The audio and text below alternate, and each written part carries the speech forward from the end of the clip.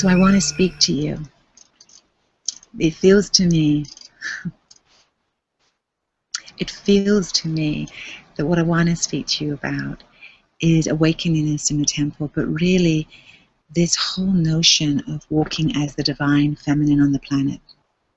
What does that even mean? It sounds so etheric and maybe even a little bit woo-woo, but it's really, really real. And in so many traditions all over our planet, particularly the tantric traditions, but also in Celtic mythology, and also in the Gnostic tradition of the Christians, there is this notion of deity worship, which has really been vilified and really been seen as even connected to satanic work on the planet.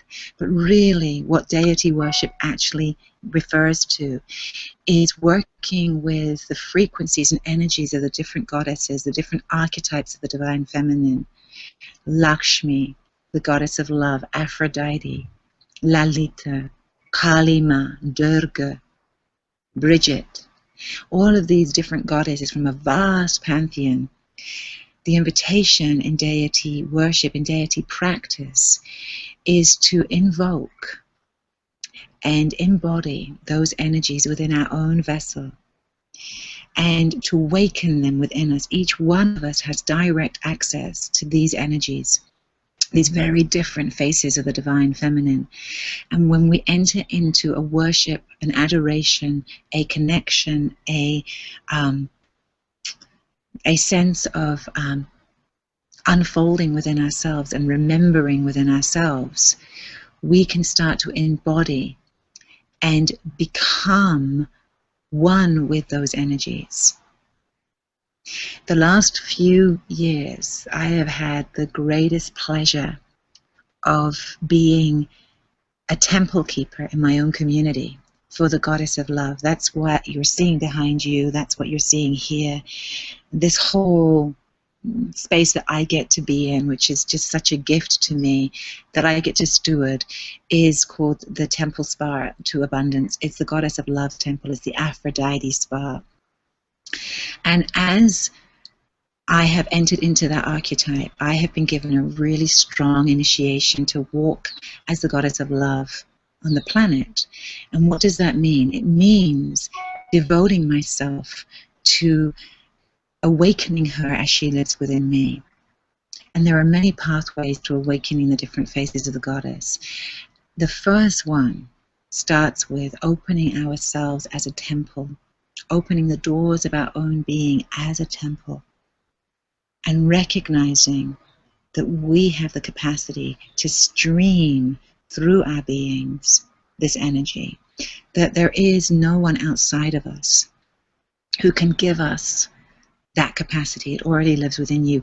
You do not need me to access the goddess within you, sister. You are already that temple. I really want you to hear this. You are already that temple. I want you to feel that in your heart, knowing that you are the vessel. And your commitment to this path of direct embodiment of the divine feminine, this deity practice, if you will, this way of invoking through our imagination, through our intention, through our hearts, through our bellies, through our hands and our eyes, through our words, the goddess as she lives within us, is a practice. It's a practice to keep this temple clean, physically, emotionally, spiritually, psychologically. I want you to think about the most beautiful space that you've ever been in. I'm thinking about mine right now. Goddess bless. But the most beautiful space that you've ever been in. And it may be the one that you're in right now in your own home. But when you look at that beauty, what happens to you? How are you changed by the frequency of beauty? And if you want to type into the webcast and let me know how that's affected you, how does beauty move you, beloved one? Why is it all over the world that temples, external temples, are somehow aligned and cohered and architecturally designed and kept in a certain way? What does that say about the conditions through which the divine shines? I want you to feel that for a moment. I want you to feel the conditions through which the divine shines. There's certain conditions that allow for that energy, that brightness to show up within us, within environments. And what I would say to you is it's to do with the care and the intention